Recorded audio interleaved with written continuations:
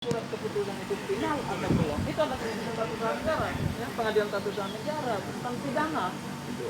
Nah, oleh karena itu bagi kami adalah kami menghormati proses hukum itu, tetapi kami tidak sependapat dengan penyidik bahwa sudah ada bukti formulan yang cukup bahwa tanah itu adalah barang milik daerah atau aset pemerintah daerah Kota Kupang. Itu kami tidak sependapat dan memang perlu pengujian. Jadi apa yang akan Ya, kami akan koordinasi ya dengan klien kami karena baru saja ditetapkan tersangka. Tinggal langkah-langkah hukum apa yang akan kami lakukan itu akan kami sampaikan. Ya, itu penangguhan, permohonan pengalihan, pra-peradilan dan lainnya itu sampai saat ini kami belum sampaikan langkah yang akan kami lakukan.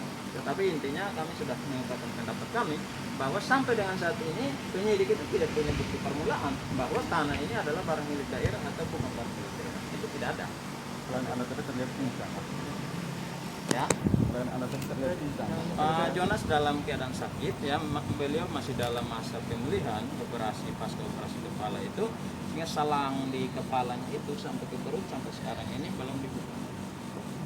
Ya, masih ada salang di kepala dan Kalau tanah tersebut bukan milik daerah, terus menurut Bapak milik siapa nih, Pak? kalau Pak tanah itu bukan barang milik daerah, maka dia adalah tanah negara. Apa yang dimaksud tanah negara? Tanah negara itu tanah dikuasai langsung oleh negara. Dan kemudian pemerintah Kota Kupang mengatur politik kepada masyarakat. Bagaimana cara mengatur politiknya adalah memberikan kepada masyarakat berupa hak milik, satu bangunan dan pasti tersebut.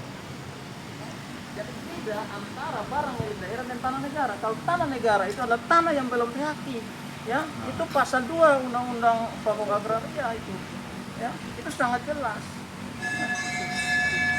Nah, tanah ini adalah ex hak pakai karena pada tahun 1994 itu Bupati Kupang sudah melepaskannya kepada masyarakat. Nah, peraturan pemerintah 4096 hak pakai itu hapus karena dilepaskan oleh pemegang hak. Siapa pemegang hak pada saat itu? Bupati Kupang. Jadi sudah dilepaskan haknya, maka tanah itu jatuh kembali ke negara. Tanah yang dikuasai langsung oleh negara. Seperti itu kalau bukti-bukti yang kami miliki. Pak Yanto, mungkin penilaian Pak Yanto terkait dengan proses penegakan hukum terkait perkara klien Bapak ini seperti apa? Ya, kami hanya melihat proses hukumnya saja, kami tidak akan mau melihat aspek lain. Ya, prosedur hukumnya tentunya dalam penetapan tersangka itu harus didasari bukti permulaan yang cukup atau alat bukti yang cukup. Ya, 184 KUHP. Tetapi bagi kami adalah bukti permulaan yang dimiliki oleh penyidik untuk menetapkan tersangka apakah barang tersebut adalah barang milik daerah pemerintah Kota Kupang, tidak ada. Karena dalam rekonstruksi barang milik daerah tahun 2019 yang turut ditantangkan oleh Wali Kota Kupang, sertifikat hak pakai yang sudah dilepaskan tahun 1994 ini, ya, itu termasuk tanah di di depan Sasando yang sekarang jadi masalah tidak tercatat sebagai barang milik daerah sampai tahun 2019. Dari penetapan kedua tersangka termasuk klien Bapak saat hari ini, Ya. apa menurut tim hukum ada pihak lain yang patut bertanggung jawab? Bagi kami tidak akan menilai sampai situ. Ya, kami tidak mau menilai sampai di situ. Kami hanya fokus kepada klien kami.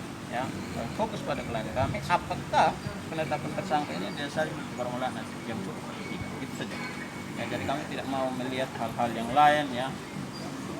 Korelasi dengan putusan perdata kemarin, Pak? Putusan perdata itu lain. Dan putusan perdata itu tanah di Fatululi. Ya.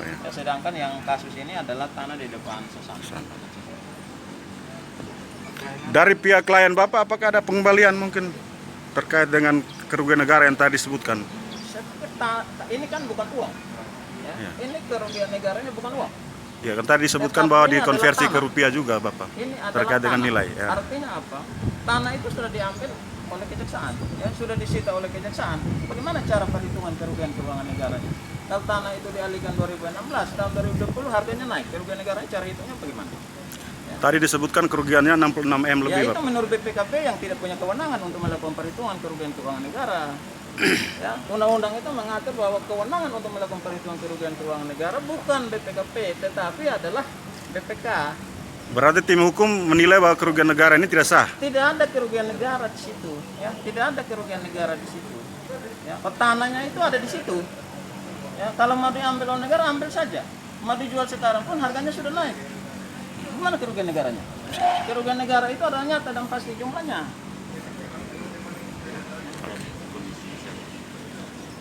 Suasana kebatinan Pak Yonas tadi itu seperti apa, Pak? Ya, Bisa digambarkan? saya tahu, batinnya kan batinnya beliau. Saya tidak Iya, tahu, kan tapi batinnya. pastikan paling orang terdekat saat ini yang tadi itu kan pasti tim hukum. Beliau pasti curhat ke Saya sudah tim sampaikan hukum ke kan? Pak Jonas dan Pak Jonas kuat untuk menghadapi ini Iya. proses hukum yang sudah berjalan lama. Tinggal biarlah seperti ini supaya ada satu kepastian hukum. Apakah ada kesalahan atau tidak ada kesalahan? Ya, ya itu pastilah. Semua bermuara ke pengadilan. Ada pendampingan dokter kan juga Pak. Pendampingan dengan dokter. Belum tahu. Tentunya kan masih dalam masa pemulihan.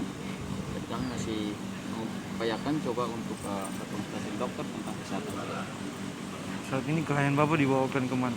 Ke rutan. Tahanan negara.